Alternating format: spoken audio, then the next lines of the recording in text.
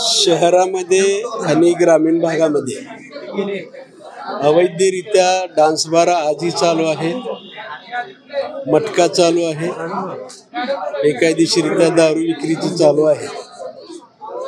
मी शासनाला पालकमंत्र्यांना विनंती केली की हे कुठेतरी थांबलं पाहिजे आणि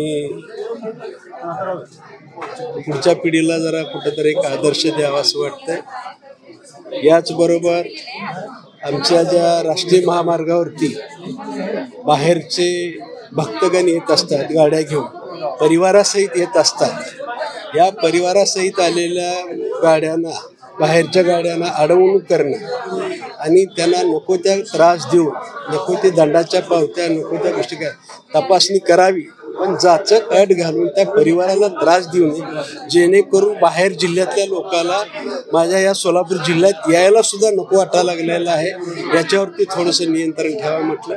किंबहुना कनिष्ठ पोलीस अधिकारी सुद्धा गणवेशामध्ये शासकीय वाहनामध्ये जातात आणि रेड करायला जातात आणि त्याच्या अगोदर त्याचा व्हिडिओ सोशल मीडियाच्या मार्फत व्हिडिओ तयार करतात आणि त्याला पुढे पाठवतात। म्हणजे काय, कसा तपास लागला? मला असं वाटतं हे गंभीर विषय आज जरा थोडेसे घेतलेले होते। मला खात्री आहे की पोलीस विभाग याच्यावरती गांभीर्याने विचार करेल। देश विदेशातील प्रत्येक घडामोडींचे लाईव्ह अपडेट मिळवण्यासाठी आता साम टीव्हीच्या सर्व सोशल मीडिया प्लॅटफॉर्मला लाईक, फॉलो आणि सबस्क्राईब करा।